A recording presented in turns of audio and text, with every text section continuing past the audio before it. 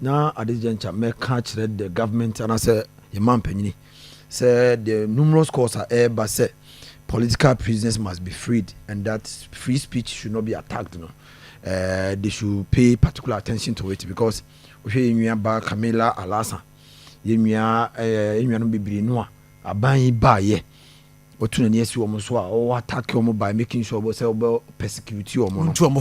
Omobejai no kura ni say afutuo no amoka no me sure say ye bon continue ko hwe yachi say the sankofa kan ye no ye bon continue ko hwe yachi ne hwe the true beneficiary of such attacks are na say ne mo kan say dia ye ntimi nko man panyini is a true beneficiary of insult on political platforms and I say he is somebody who has used taxpayers money to give protection to obia enra odi mpanyimfo atem okroma including yewura a ye bon dia ne am emu so oba krom one ma ye di police for born ho ban ye man panyin ne yes anwoma we nyina enti se pesi etufo di ya ye nyina ye ntufo na mum ye weaponize ye mra kunyini na e wo ho no just to punish some people because you are in government. Okay, and ye what you say see enti ye nto aso a na ye nkan krofo bia no ntum na man mo jailing people with custodian service sentences is not the way to go. Okay. Because let me see. I think that you bet much trauma so. Yeah, bet much trauma so, but in your custodian service because some of these people are first offenders. Okay.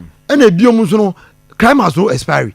Uncrophobia mudim penny for them okrum one mono. And your mon continue quite any coach woman antum. Yen finance and now name young can be said, and this about Bermun and ne, who can set here penny near Chuatum.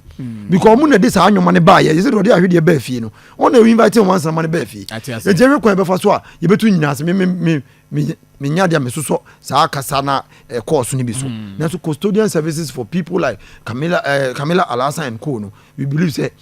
Custodian service, we should not weaponize the law. Okay. Because your police form jina kwanwi. So me so mo de emra ye de eso mo nsa nyina ye adwumo bi antuka okroma. But mo dane nyoma se de be ya ye de asomdwe betena oman yi. Okay. Nti besere free speech must be protected.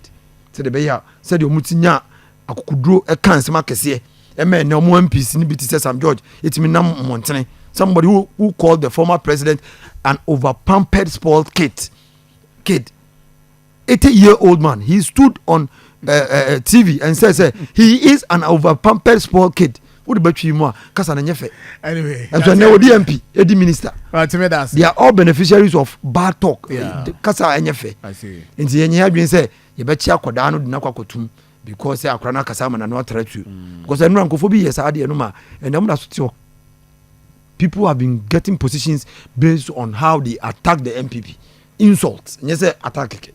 Nti nyoma na yekoso no ye mampanyi besere no mfie mienu ne fa eda ye nimi ye choose democracy de ono ye mampanyi wo mse edi ye de ne nso ono ye mampanyi onhwe kon befa so a right nti ye hwe mo now kasa mo elections near 15 for yes